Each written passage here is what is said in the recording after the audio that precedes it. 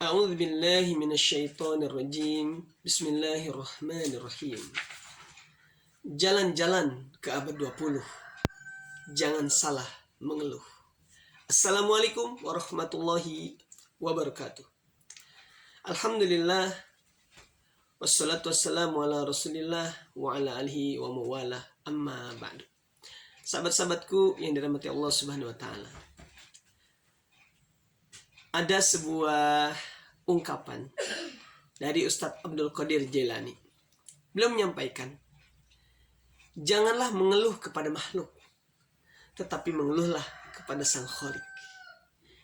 Ini kalau kita lihat, kalimat ini penuh dengan keimanan, keyakinan. Sebagaimana Ustadz Budi Ashari, beliau begitu yakin dengan konsepnya beliau. Dan Ustadz Abdul Qadir Jailani juga menyampaikan dengan kalimat yang berbeda. Memberikan wasiat atau namanya wejangan kepada kita, jangan pernah mengeluh kepada makhluk. Makhluk itu ya kita nih, kita makhluk. Antum, kita, saya, juga semua orang yang ada di dunia ini, atasan kita, pasangan kita, orang tua kita, semuanya makhluk. Karena makhluk itu adalah yang diciptakan. Maka di kalimat akhirnya, tetapi mengeluhlah kepada Sang Khalik. Khalik ini adalah pencipta daripada kita. Nah, artinya kita ini manusia yang memang gak luput dari yang namanya sosial dengan manusia. Kita akan berhadapan dengan kebutuhan kita. Apa itu? Kita butuh yang namanya pasangan, kita butuh pekerjaan, kita dikaruniai kemampuan. Kadang-kadang kita mengeluh akan semua itu. Ya Allah, kok saya belum laku-laku? Misalkan yang jomblo ngeluhnya gitu. Masih mending kalau ngeluhnya ya Allah gitu ya. Tapi kalau ngeluhnya, kayaknya saya mah gak bakalan laku-laku. Hidung saya, apa hidungnya ya? Pesek misalkan, atau wajah saya gak seganteng dia, wajah saya gak secantik dia, mengeluh, kayaknya gak bakalan laku-laku. Atau dengan kondisi tubuhnya yang tidak sempurna seperti yang lain, mengeluh dia. Bisa jadi begitu. Tapi kalau misalkan mengeluhnya, ya Allah, Engkau yang menciptakan kami, Engkau ciptakan aku tidak sempurna seperti orang lain, tapi aku yakin Engkau pasti sudah menentukan siapa yang akan menjadi pasanganku. Ini namanya keluhan. Keluhan yang benar dibanding tadi. Atau, ya Allah, kok saya gak bisa-bisa ya ngerjain ini. Ya Allah, kok ngapal Quran susah banget. Itu bagus itu. Kenapa kita ngeluh kepada Allah yang memang Allah yang mudahin ngapal Quran? Bukan kemampuan kita. Kita cuma bisa berusaha sebagaimana kaidahnya. Kalau kata nenek moyang ya, nenek moyang. Apa? Men purposes, gadis proses, manusia berencana, Allah yang nentuin, gitu ya. Nah, kita ini manusia yang lemah lah, nggak punya apa-apa, nggak bisa apa-apa kecuali Allah kasih kita kemampuan. Makanya dalam bait zikir la ilaha la haula wala quwata illa billah, nggak ada kemampuan kita, nggak ada daya dan upaya kecuali milik Allah. Jadi kalau ngeluhnya ke Allah itu udah bener, dan itu yakin. Makanya sebagaimana kaum Nabi Musa ketika dikejar Fir'aun, apa keluarnya? Enggak, kita pasti kekejar. Karena Fir'aun dan bala tentara udah ngejar dari belakang. Tapi kata Nabi Musa apa yang disampaikan? Enggak, kala dalam Al-Qur'annya. Enggak. Sesungguhnya Allah akan memberikan hidayah kepada kita, akan memberikan petunjuk. Keyakinan Nabi Musa kepada Allah itu membuat dia tenang. Dan umatnya juga menjadi tenang. Oh iya, ada Allah. Sehingga yang kita hari ini kenal bagaimana Allah menyelamatkan sesuatu yang kalau menurut kita nggak mungkin. Kalau menurut masyarakat atau umatnya Nabi Musa, kita pasti kekejar sama Fir'aun. Tapi keyakinan Nabi Musa menghadirkan solusi yang hari ini kita kenal bagaimana Allah membuka jalan yang di depannya itu lautan. Sekali lagi, kalau menurut kita nggak mungkin, kalau menurut kemampuan kita, tapi Allah maha mungkin. Yang tidak mungkin menjadi mungkin.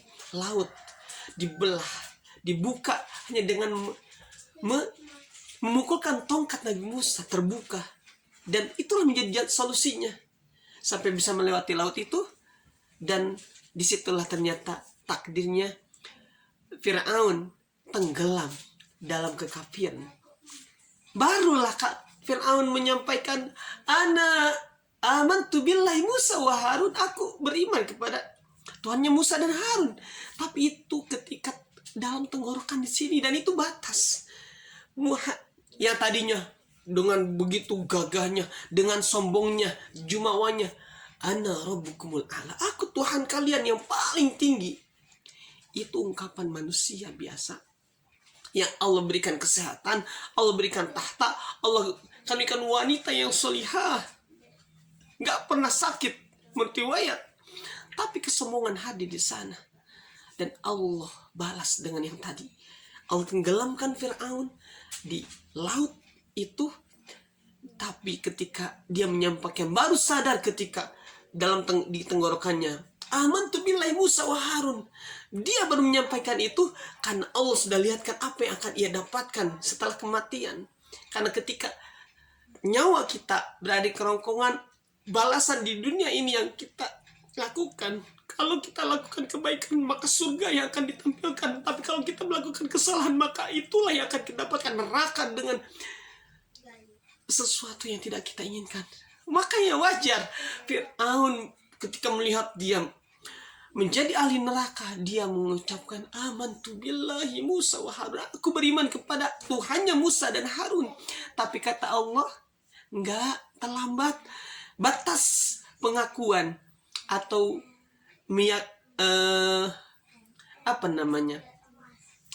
batas untuk bisa kembali atau mengucapkan syahadat itu ketika dalam kerongkongan. Kalau udah kerongkongan, maka udah selesai, nggak ada lagi namanya aduh saya nyesel, saya salah, penyesalan udah nggak ada. Makanya nggak diterima. Yang pengakuan Nabi Fir'aun nggak diterima. Kenapa? Udah di kerongkongan. Nah, sahabat-sahabatku yang dirahmati Allah Subhanahu wa taala, kembali kepada apa yang disampaikan oleh Ustaz Abdul Qadir Jailani. Jangan mengeluh kepada makhluk, tapi mengeluh kepada Sang Khalik. Maka apapun yang kita dapatkan hari ini, pasangan kita, syukuri saja. Kalau pasangan kita tidak sesuai, jangan mengeluh, gara-gara kamu. Jangan mengeluh begitu. Minta kepada Allah, ya Allah, terima kasih ya Allah, jadikanlah pasanganku pasangan yang qurrata ayun. Tinggal minta kepada Allah, keluhkan kepada Allah. Atau hari ini kondisi keuangan sedikit sempit dan sebagainya, jangan mengeluh, tempat kerja saya nurun melulu, tidak menghargai pekerjaan dan sebagainya, mengeluh kepada makhluk atau ke bos, naikin dong gaji saya dan seterusnya. Intinya mengeluh ke makhluk itu sama aja dengan mengeluh kepada orang yang sama-sama lemah seperti kita. Maka jangan pernah mengeluh kepada makhluk, tapi mengeluh kepada Allah. Karena kalau kita mengeluh kepada Allah, sebagaimana yang disampaikan oleh Ustaz Dastan Latif, hayya 'alal falah. Mari kok mau apa? Minta hayya 'alal falah. Pengen kemenangan, sini. Mau sehat, mau kaya, mau mau apapun itu, sini kok, hayya 'alal falah. Mari menuju kemenangan ya. Tapi sebelumnya hayya 'alal shalah, salat dulu. Maksudnya salat dulu, nanti setelah salat minta ke Allah, nanti Allah kabulkan apa yang kita inginkan. Nah, sahabat-sahabatku yang dirahmati Allah Subhanahu wa taala, mudah-mudahan sebagai pengingat ini ya, pengingat buat sebenarnya ya, buat kita semua. Ini bukan buat antum doang, tapi kepada anak juga. Pengingat kepada anak bahwa terkadang memang kita bisa mengeluh itu nggak terasa, kepada mengeluh kepada yang makhluk hidup itu nggak terasa. Tapi mudah-mudahan dengan pengingat ini kita tersadarkan bahwa ya, kita manusia yang memang harus selalu diingatkan Watawasau bil haq, watawasau bis sabr, saling mengingatkan. Dan itulah fungsinya kita. Ana uhibukum, semoga antum juga kalau ada kesalahan dari ana, jangan lupa, jangan apa namanya? Ya jangan sungkan menyampaikan ya, yang ketemu dengan anak sampaikan secara langsung boleh, yang apa tidak ketemu bisa sampaikan di kolom komentar terkait dengan apa yang anda sampaikan ini, dan seterusnya. Mudah-mudahan kita menjadi apa namanya, umat Nabi yang Allah karuniakan keyakinan untuk ya yakinnya cuma kepada Allah. Karena kalau yakinnya ke Allah, apapun masalahnya udah nggak akan menjadi rintangan. Sebagaimana Bilal bin Rabah ketika sudah mengatakan ahad, disiksa tubuhnya di tengah terik matahari, kemudian dikasih batu di atasnya, ia menyatakan ahad. Ini keimanan yang hadir dalam diri